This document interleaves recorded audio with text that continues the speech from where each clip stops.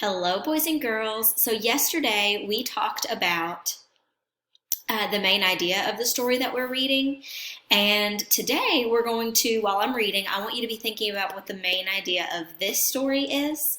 And then we're going to be looking for those supporting details. So remember, our main idea is general. It's broad. It encompasses everything. So, for example, Mary Anderson inventing the windshield wiper. That was our main idea. Our details are those specific pieces of information that are going to support that main idea. So, how she invented them, why she invented them, when she invented them. Those are all going to be details that support that main idea that she, in fact, invented the windshield wiper. So we're going to try to do that today with the story that I'm going to be reading. And this story is about Keith Haring, the boy who just kept drawing. So David Drake that we read about, Dave the Potter, he's also an American artist. And Keith Haring is an American artist as well. And I've actually got to see some of his art and David Drake's art actually in person. I went to an art museum during fall break, and there was a pop art exhibit that was traveling around, and I got to see some Keith Haring art, and it was really, really awesome. It's not for everybody. Some people don't like pop art, but I like it. I think it's really cool. Okay. So this is a nonfiction story, remember, so this is a true story about a real person. There was a boy named Keith.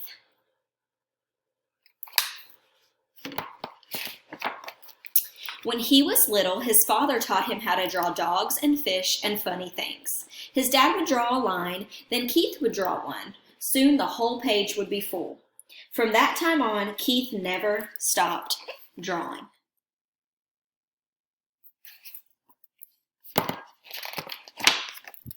In elementary school, while taking tests, Keith doodled on the edge of his paper. When he handed in his work, his teachers would ask, "Why did you doodle on this important paper?" Keith didn't answer. He went back to his desk and just kept drawing. I can think of a couple of you who like to doodle on the edges of your paper.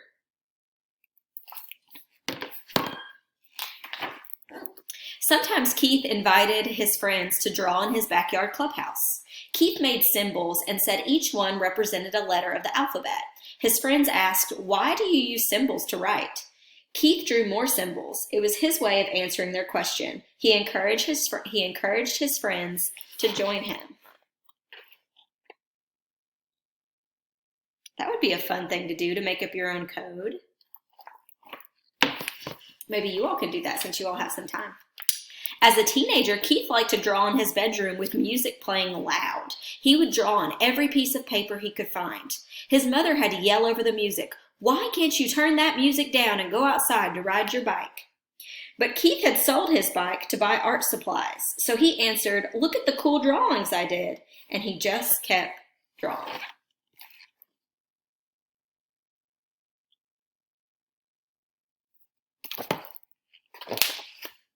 When Keith was in high school, he won first prize for his art. A successful couple from town offered to buy his drawing. Keith said, "No, thank you. If you enjoy my art, you may hang it on your wall. No charge." Keith's sisters were shocked. "Why didn't you take the money?" they asked. Keith shrugged. He just wanted to keep drawing.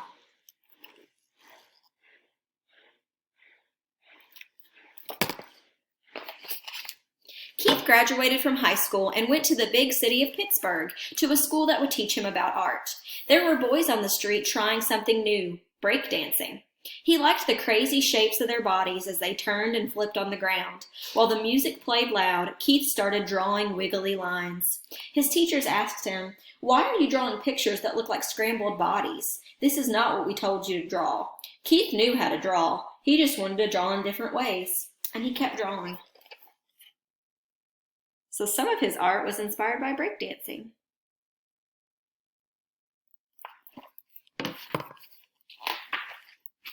Keith moved to the huge city of New York when he was 20, so he could draw with other artists. He started to draw all over the city, on walls, on sidewalks, and on paper that he hung on lampposts. His drawings were washed away by the rain or tore down by street cleaners. Other artists asked Keith, "Why do you draw in places where your pictures are erased?"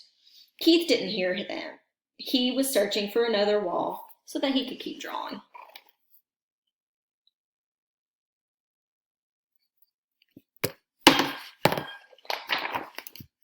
Keith got a job delivering packages and sometimes rode the subway. One day he saw a panel of black paper on the wall in a station. He rushed outside to buy chalk and came back and began to draw. The white chalk made bright, smooth lines on the black paper. Day after day, Keith filled the empty panels in the subway stations with art. Soon people who rode the subway were looking for the white chalk drawings. No one knew the name of the artist, but his drawings were easy to recognize. People asked him, "Why are you drawing here? What do your pictures mean?"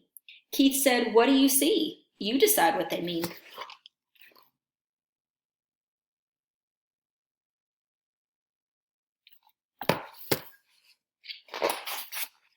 Where Keith lived, there was trash on the street, and people didn't always say hello to each other. One day, he and his friends cleaned up 20 bags of garbage in front of a long wall. Then, Keith painted square faces with smiles and body shapes dancing upside down. The neighbors liked the drawings and stopped to say thank you. A policeman came by and lectured Keith. "Why did you do this? I have to give you a ticket because you didn't get permission." Keith paid the fine and just kept drawing.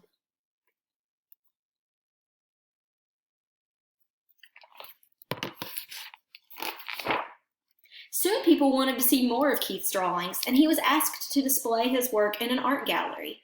Art was hung from floor to ceiling, and in between he painted on the walls. Keith invited everyone to come and enjoy his work. All of Keith's artwork sold. The gallery owner asked him, "What are you going to do with all this money?" Keith said, "I read in the newspaper that there are kids who don't have enough to eat. I didn't have this money yesterday, and I was happy. If I don't have it tomorrow, I'll still be happy. All children need to eat. I'll send money to them." The gallery owner gasped, "Why?" Keith just smiled and started to draw again.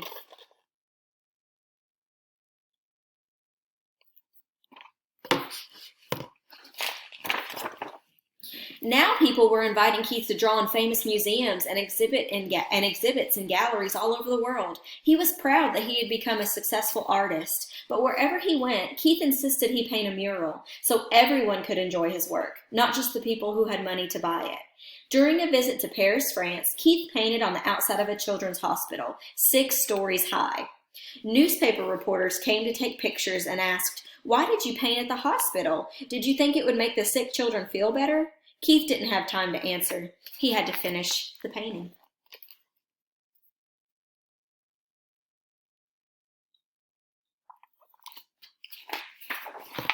When the Statue of Liberty was 100 years old, Keith drew an outline of the famous statue on a huge piece of vinyl fabric. Then he asked 900 kids to help him finish the drawing. Keith told them, "Draw anything, draw whatever you want. No one can say it's bad or it's good. It's yours."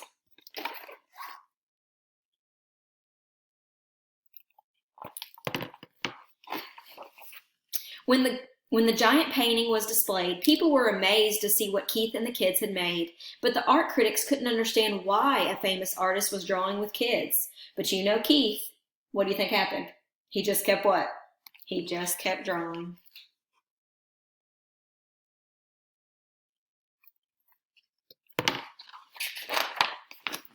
Keith painted all over the world. He would draw on anything, anytime, anywhere. Wherever he went and whatever he did, he would not stop.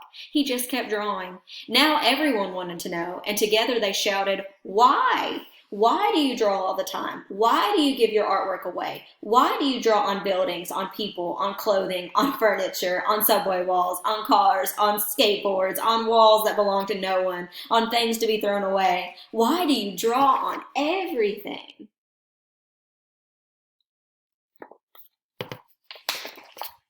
Keith stopped drawing, but just for a moment, and answered, "I draw all the time because there are many spaces to fill. I give my drawings away to help make the world a better place. I draw everywhere because everyone needs art." Then Keith turned back to the street, took a piece of chalk from his pocket, and he kept drawing.